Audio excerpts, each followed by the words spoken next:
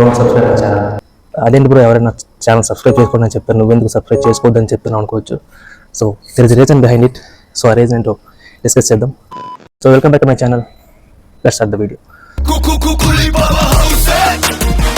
So YouTube algorithm ఎలా work అవుతుందంటే, ఇప్పుడు నేను ఒక 10 minutes వీడియో అప్లోడ్ చేస్తే, సో ఆ 10 minutes వీడియోని అట్లీస్ట్ 50% కన్నా ఎక్కువసేపు చూడాలి. అంటే 10 minutes వీడియోని 5 minutes కన్నా ఎక్కువ మినిట్స్ చూడాలి. సో అప్పుడు ఆ వీడియోలో ఏదో మ్యాటర్ ఉందని చెప్పి యూట్యూబ్ అర్థం చేసుకొని, సో దాన్ని వేరే కొత్త ఆడియన్స్కి రికమెండ్ చేస్తుంది. సో ఇప్పుడు నా ఛానల్ మీరు సబ్స్క్రైబ్ చేసుకుంటే, సో మీరు నేను అప్లోడ్ చేసిన వీడియోని 50% కన్నా ఎక్కువసేపు చూడకపోతే, సో దాన్ని యూట్యూబ్ ఏం అర్థం చేసుకుంటుంది, సో ఈ వీడియోలో ఏం మ్యాటర్ లేదు, ఇది కొత్త ఆడియన్స్కి చూపించి వేస్ట్ అని చెప్పి యూట్యూబ్ అర్థం చేసుకొని అది కొత్త ఆడియన్స్కి చూపించడం మానేస్తుంది. సో దానివల్ల నా ఛానల్ అలా డౌన్ అయిపోద్ది. So don't subscribe my channel. ఈ మాట నేను ఎవరు చెప్తున్నానంటే, నా ఫ్రెండ్స్కి, నా ఫ్యామిలీ మెంబర్స్కి, నాకు తెలిసిన వాళ్ళకి. మీరు నా వీడియో చూసి అంటే ఎంకరేజ్ చేద్దాము, లేదంటే కమ్ములు పడదాము అని మీరు అనుకుంటారేమో. మీరు నన్ను జోకులు వేసుకుని మీకు చాలా రీజన్స్ ఉంటాయి. సో వాటి మీద వేసుకున్న జోకులు ఇది ఏంటంటే ఛానల్ చచ్చిపోవడానికి రీజన్ అనమాట. సో నేను ఛానల్ పెట్టానని చెప్పి మీకు తెలిసిన తర్వాత మీరు అందరూ సబ్స్క్రైబ్ చేసుకుంటారు, బాగుంటుంది. ఒక 2-3 వీడియోలు చూస్తారు, ఓకే నైస్. తర్వాత నుంచి ఇంకా చూడడం మానేస్తారు. అంటే ఒకవేళ చూసినా సరే నేను 5 minutes వీడియో అప్లోడ్ చేస్తే 1 minute చూసి లైక్ కొట్టేసి ఇంక మీ మీరు చూసుకుంటారు.